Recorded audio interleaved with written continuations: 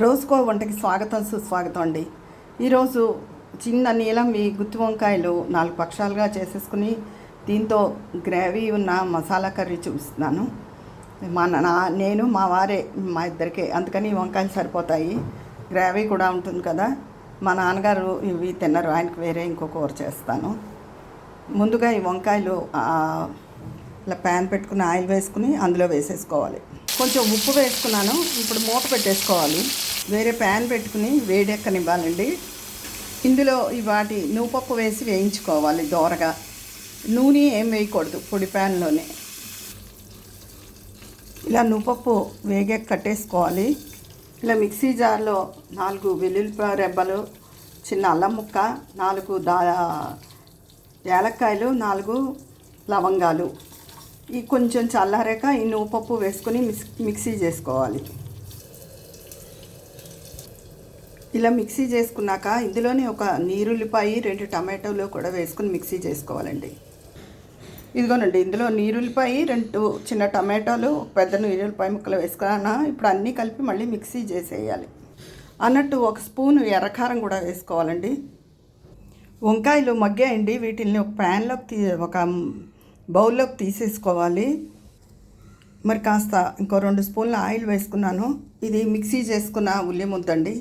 అన్నీ వేసిన మసాలా, యాలక్కాయ, లవంగం. మసాలా అంటే ఏం లేదు, యాలక్కాయ, లవంగం, అల్లం ముక్క, వెల్లుల్లి రెబ్బలు, నువ్వు వేయించిన నువ్వుపప్పు పొడి చేసుకున్నాను, ఉల్లిపాయలు, టమాటాలు. ఈ ముద్దనంతా ఒకసారి నూనెలో చక్కగా వేగనివ్వాలి. వంకాయ కూరకి, ఇలాంటి కూరలకు ముఖ్యంగా పల్లి నూనె మంచి రుచినిస్తుందండి. ఇదిగో ఇలా వేగనివ్వాలండి. నూనె పైకి తేరాలి. అప్పుడు ఈ వంకాయలు వేసేసుకోవాలి ఇందులో. ఇందాక వంకాయల్లో కొంచెం ఉప్పు వేసాను. ఇప్పుడు ఈ గ్రేవీలో కూడా ఇంకొంచెం ఉప్పు వేయాలండి, సరిపడా. ఇష్టమైన వాళ్ళు ఈ మసాలా కూరల్లో ఒక్క పిసరు, చాలా కొంచెం పంచదార ఒక్క పిసరు రాలుపుకుంటే కూరలకి ఒక రకమైన రుచి వస్తుందండి. గ్రేవీ సగం ఉడికిపోయిందండి. ఇప్పుడు ఇందులో ఇందాక మగ్గిన వంకాయలు తీసేసుకున్నాను కదా, అవి వేసేసాను. ఇవన్నీ సిమ్లో పెట్టి కాసేపు దీని మానాన్ని ఒక 5 నిమిషాలు వదిలేయాలి.